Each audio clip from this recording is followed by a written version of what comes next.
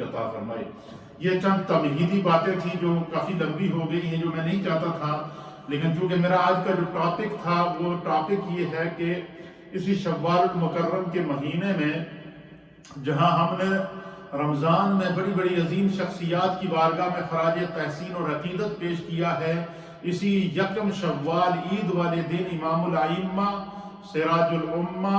امیر المؤمنین فی الحدیث حضرت محمد بن اسماعیل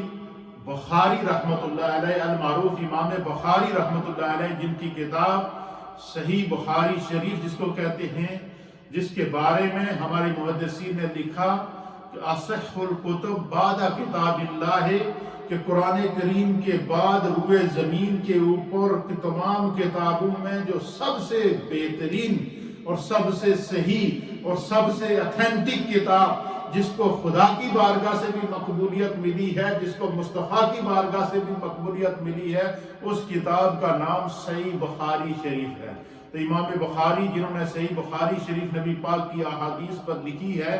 آپ کا یوم وصال عید والے دن ہے، یکم شوال کو جو ہے وہ آپ اس دنیا سے تشریف لے گئے، تو آپ کی بارگاہ میں خراج عقیدت انشاءاللہ آج شام کو ٹی وی پر بھی ہمارا پروگرام ہے جس پہ بڑے اکابر علماء ہوں گے اور وہ امام بخاری کی بارگاہ میں خراج عقیدت پیش کریں گے۔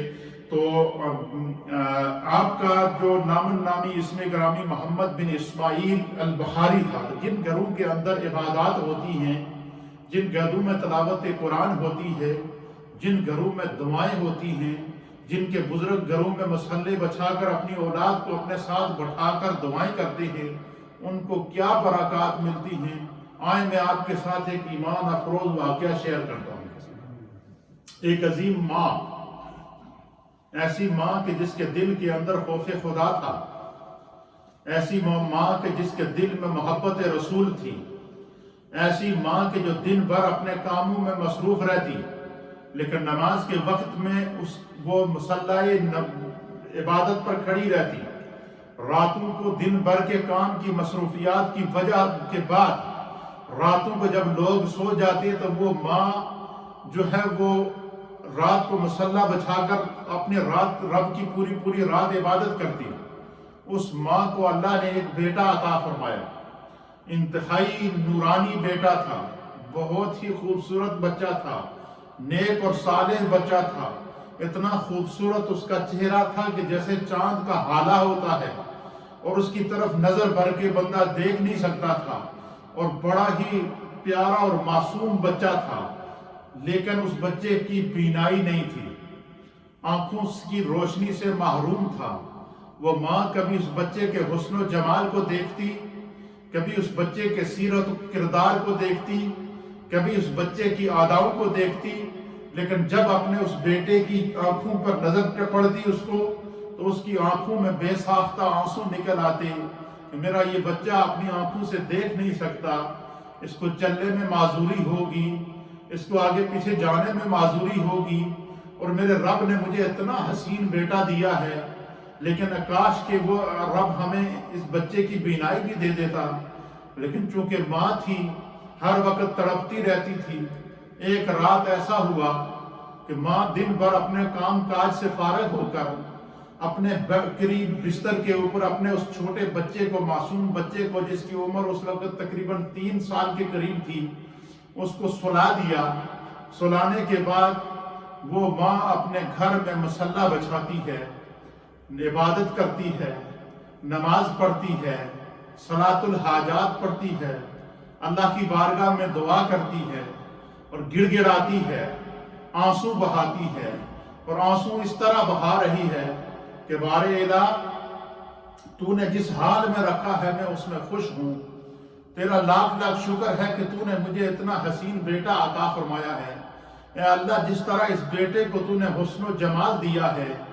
جس طرح اس بیٹے کو تو نے سیرت و کردار دیا ہے، جس طرح اس بیٹے کو تو نے خصائل اور فضائل عطا کیے ہیں، بار الہ میری تیری بارگاہ میں التجا ہے،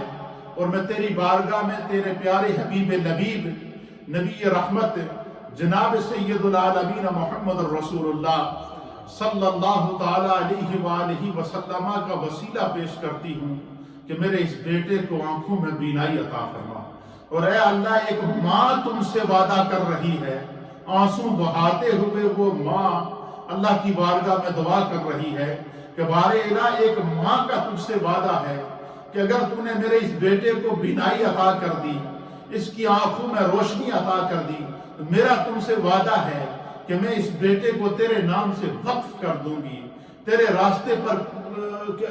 پر اس کو چھوڑ دوں گی اور اس کو تیرے دین کے لیے وقف کر دوں گی، میں اپنے سارے حقوق اس کو معاف کر دوں گی اور اس کو صرف اور صرف تیرے دین کے لیے وقف کر دوں گی۔ اے اللہ یہ ایک ماں کی ممتا کی التجا ہے، ایک ماں کی ممتا کی دعا ہے، ایک ماں کی اپنے بیٹے کے لیے دعا ہے کہ میرے بیٹے کو رسول اللہ کے صدقے بینائی عطا فرما۔ آنسو بہاتے بہاتے، گڑ گڑاتے گڑاتے اسی مصلے پر بیٹھے بیٹھے وہیں سجدے میں گئیں، سجدے کے اندر آنکھ لگ گئی، آنکھ لگی تو بخت بیدار ہو گئے، آنکھیں جیسے بند ہوئی بخت بیدار ہو گیا۔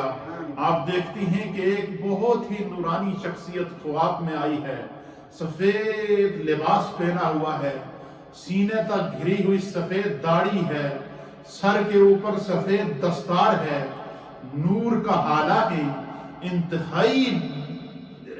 حسین و جمیل بزرگ ہے۔ کہتی ہیں کہ میں نے اپنی زندگی میں ایسے حسین و جمیل انسان کو اس سے پہلے نہیں دیکھا تھا، اور وہ جیسے ہی سامنے آتے ہیں تو اب وہ ماں کہتی ہیں، وہ خاتون کہتی ہیں کہ میں ان کی حیت دیکھ کر، ان کا سراپا دیکھ کر، ان کا انداز دیکھ کر، ان کی بزرگی دیکھ کر میں باادب کھڑی ہو جاتی ہوں، سر جھکا کر ان کے سامنے کھڑی ہو جاتی ہوں۔ تو وہ مجھے کہتے ہیں کہ تمہیں مبارک ہو، پریشان ہونے کی تمہیں ضرورت نہیں ہے، ایک ماں کی التجا رب نے سن لی ہے، میں اللہ کا نبی حضرت ابراہیم ہوں، میں ابو الانبیاء حضرت ابراہیم ہوں، مجھے ابراہیم علیہ نبینا علیہ السلام کہتے ہیں کہ میں اللہ کا نبی ابراہیم ہوں، میرے رب نے مجھے کہا ہے کہ میری اس بندی کو جو اپنے گھر کو عبادت خانہ بنائے ہوئے ہے، جو دن بھر مصروف رہنے کے بعد رات کو اپنے رب کی بارگاہ میں سر سجدے میں رکھ کر اپنے بیٹے کی بینائی مانگ رہی ہے، اپنی اولاد کے لیے دعائیں کر رہی ہے، اے ابراہیم میری اس بندی کو خوشخبری دے دو کہ خدا نے تیرے آنسوؤں کو قبول کر لیا ہے، اللہ نے تیری دعاؤں کو سن لیا ہے، خدا نے تیرے بیٹے کو بینائی عطا کر۔ اب وہ خاتون کہتی ہیں کہ بس ان بزرگوں نے مجھے یہ پیغام دیا، اپنا دیدار کرایا اور اپنا تعارف کرایا کہ میں اللہ کا نبی حضرت ابراہیم ہوں، تمہیں خوشخبری دینے آیا ہوں کہ تو نے رات کو جو جاگ کر رب کی عبادت کی ہے، تو نے اپنے گھر کو جو مسجد بنایا ہے، تو نے اپنے گھر میں جو سجدے کیے ہیں، تو نے اپنے رب کی بارگاہ میں جو آنسو بہائے ہیں، تو نے اپنے رب کی بارگاہ میں جو آہوزاری کی ہے، تو نے اپنے رب کی بارگاہ میں جو گڑ گڑا کر دعائیں کی ہیں، تیرے رب نے تیری دعاؤں کو سن لیا ہے اور مجھے کہا ہے کہ میری اس بندی کو خوشخبری دے دو، تو میں اللہ کا نبی ابراہیم ہوں، تمہیں خوشخبری دینے آیا ہوں کہ خدا نے تیرے بیٹے کی بینائی لوٹا دی۔ کہتی ہیں وہ چلے گئے، میری آنکھ کھل گئی، میں اٹھ کے بیٹھ گئی، میں نے دیکھا کہ بیٹا قریب میں سو رہا ہے، میں بے چین ہوں، میں بیٹے کو جگا بھی نہیں رہی کہ اس کے آرام میں خلل پیدا ہوگا، لیکن دل کہہ رہا ہے کہ جب مجھے اتنے بڑی اللہ کے نبی کی خوشخبری ہے تو میرا ایمان یہ کہتا ہے کہ میرا بیٹا جب آنکھ کھولے گا تو اس کی آنکھوں میں بینائی موجود ہوگی، میرا بیٹا جب بستر سے اٹھے گا تو اس کی آنکھوں میں روشنی موجود ہوگی۔ کہتی ہے پوری رات اس کی چارپائی کے گرد گھومتی رہی، دعائیں مانگتی رہی، سلامتی کی دعائیں مانگتی رہی اور اللہ کی بارگاہ میں التجائیں کرتی رہی کہ بار الہ میں تو اس قابل نہیں تھی کہ تو نے مجھ پر اتنا کرم کر دیا کہ میری دعا کو بھی قبول کر دیا، اور نہ صرف میری دعا کو قبول کیا اور مجھے اللہ اپنے پیارے خلیل حضرت ابراہیم کا دیدار بھی کرا دیا۔ اے اللہ اس سے بڑی وقت کی بیداری اور کیا ہو سکتی ہے؟ کہتی ہے پوری رات میں نے گزاری اور جب صبح ہوئی، آپ فرماتی ہیں کہ اسی بے چینی میں فجر کی آذان ہوئی، پھر میں نے فجر کی نماز ادا کی۔ کہتی ہیں صبح ہوئی اور جب میرے بیٹے کی آنکھ کھلی تو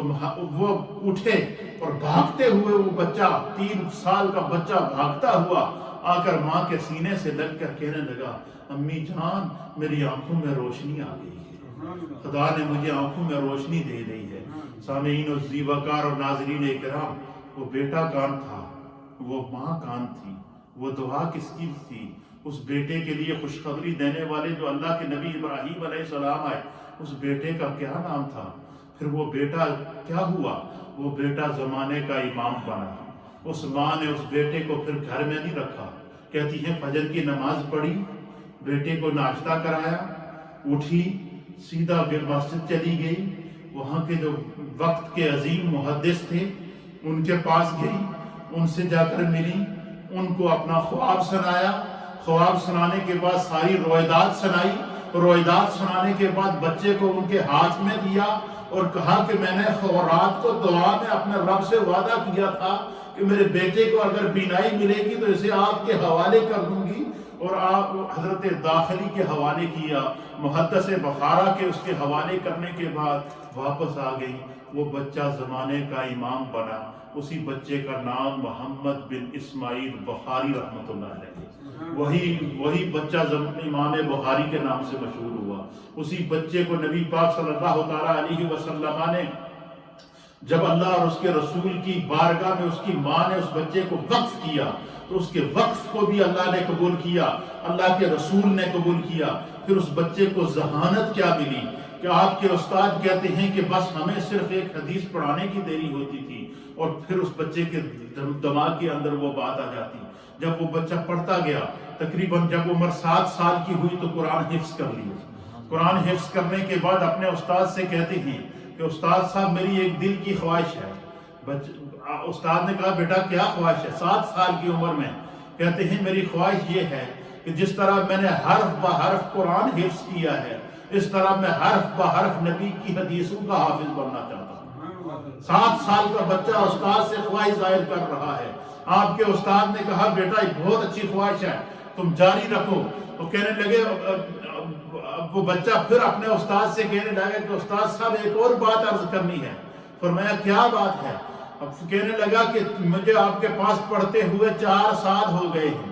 4 سال میں نے آپ کی زبان سے 70,000 احادیث سنی ہے نبی پاک کی، اور 70,000 وہ احادیث مجھے زبانی یاد ہیں۔ جس طرح قرآن کی ایک ایک آیت مجھے یاد ہے، اسی طرح مجھے 70,000 نبی کی حدیثیں یاد ہو چکی ہیں جن کا میں حافظ بن چکا۔ یہ عمر 7 سال کی ہے۔ ماں کی دعا دیکھیے، بینائی مل رہی ہے، ماں کی دعا دیکھیے،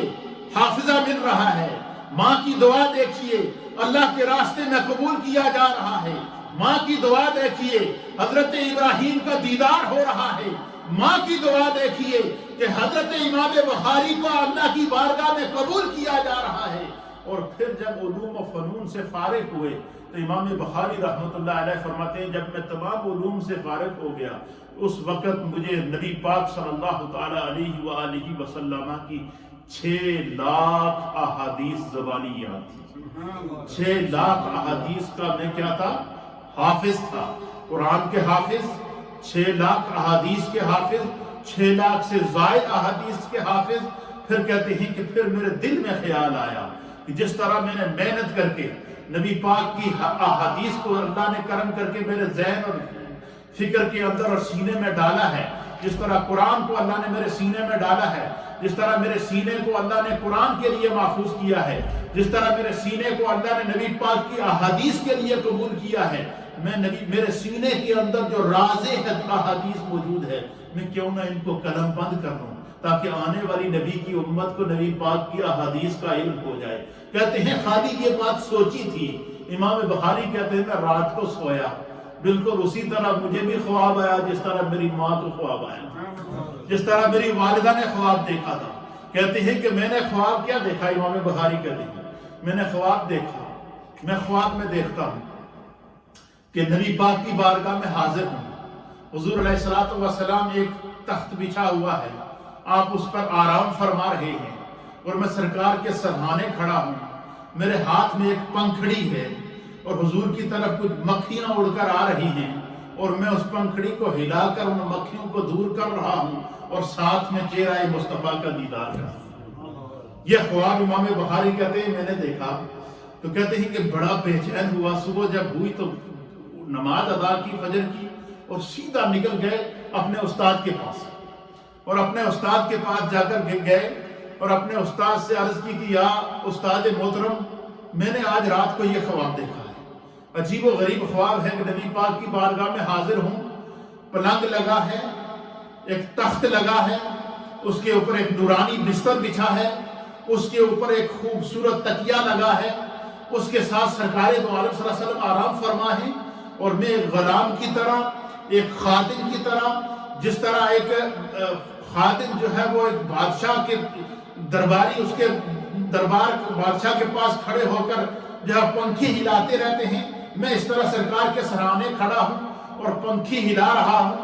اور آپ کی طرف بڑھ کر آنے والی جو مکھیاں ہیں،